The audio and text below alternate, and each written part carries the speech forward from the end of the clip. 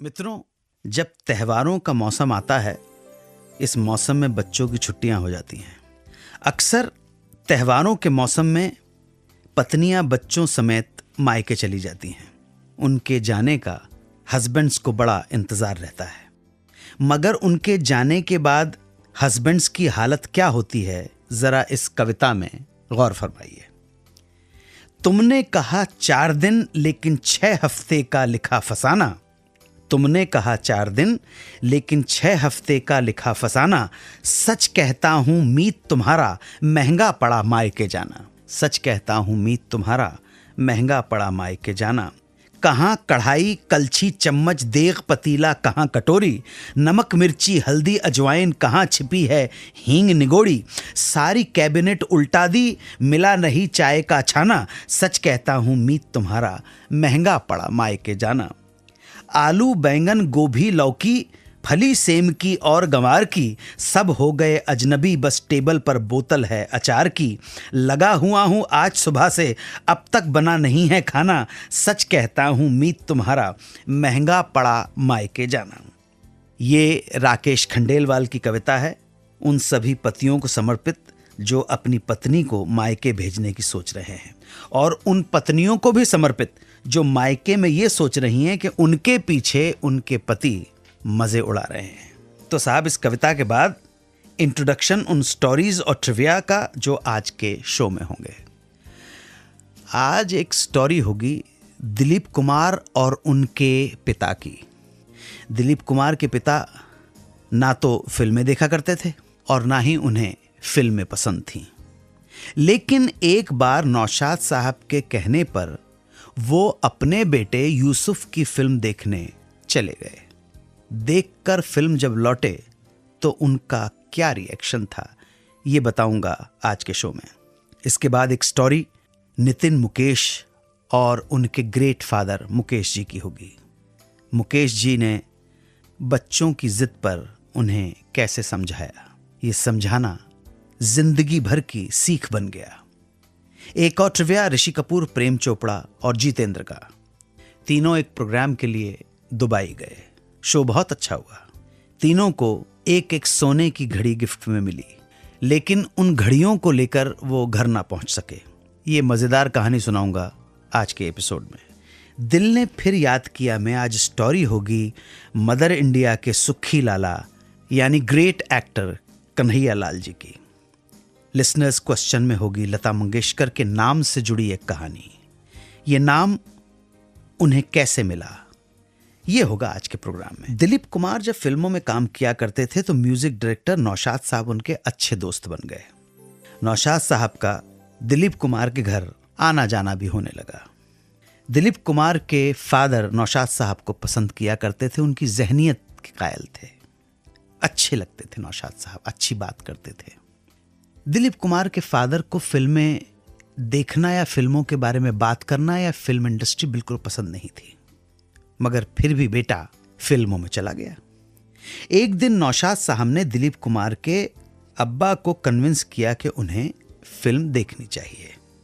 जब तक आप फिल्म नहीं देखोगे तब तक कैसे मालूम होगा कि यह अच्छी है या बुरी। फादर तैयार हो गए और पहुंच गए अपने बेटे यूसुफ की फिल्म देखने, जो 1948 में आई थी और जिसका नाम मेला। ये गए अपने एक रिश्तेदार के साथ जिन्हें सारे बच्चे चचा उमर के नाम से बुलाया करते थे। मेला देखने पहुंच गए। ये उनका फर्स्ट एक्सपीरियंस था। पिक्चर हॉल में पहुंचे तो दंग रह गए। इतने सारे लोग। ताज्जुब और ज्यादा बढ़ गया कि लोग पैसा खर्च करके ये चीज देखते हैं। सो बड़े असमंजस एंग्जाइटी के साथ वो फिल्म देखने बैठ गए।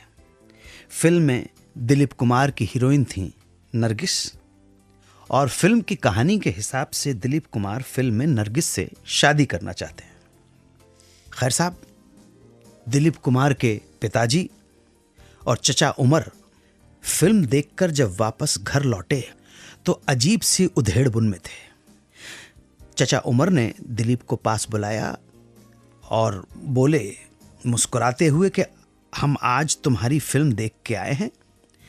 फिल्म तो अच्छी थी, मगर तुम्हारा बर्ताव व्यवहार बड़ा अजीब था। फिल्म में तो तुम बिल्कुल ही अलग तरह से लग रहे थे, अलग तरह से बोल रहे थे। घर में तो बड़े शर्मीले बने फिरते हो, मगर फिल्म में तो लड़कियों से भी बहुत हंसी ठिठोली कर रहे थे। मैं यहां ध्यान दिला दूं कि जमाना कुछ और था।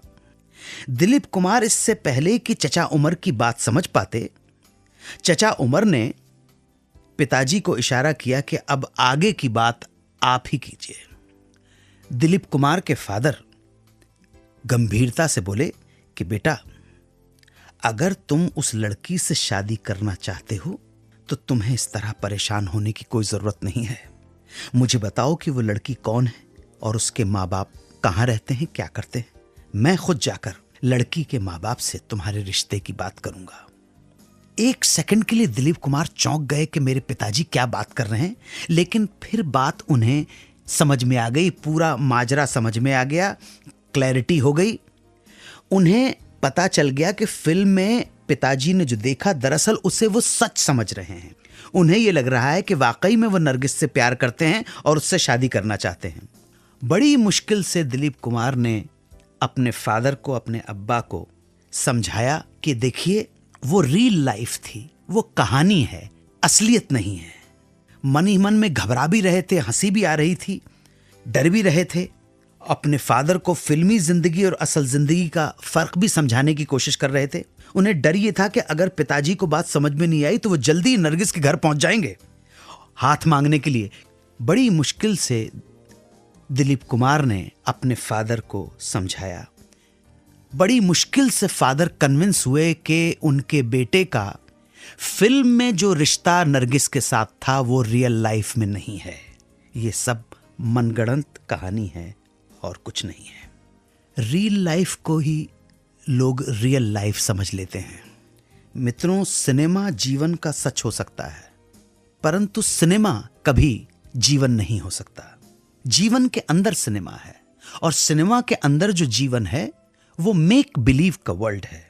सिनेमा को मनोरंजन के तौर पर देखिए, अच्छी बातों से प्रेरणा ले सकें तो बहुत अच्छी बात है, मगर उसे जिंदगी का फोकस मत बनाइएगा। वो मेक बिलीव का वर्ल्ड है, फेक वर्ल्ड है, रियल वर्ल्ड नहीं।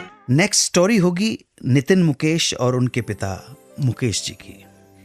नितिन की एक जिद पर मुकेश जी ने उसे कैसे समझाया, ये इंस्पिरेशनल प्रेरणादायक कथा सुनाऊंगा थोड़ी ही देर में। आप सुनते रहें सुहाना सफर विद अन्नू कपूर, सिर्फ 92.7 बिग एफएम पर। सुनते रहिए रेडियो का number 1 show Suhana suffer with Annu Kapoor, सिर्फ 92.7 बिग एफएम पर।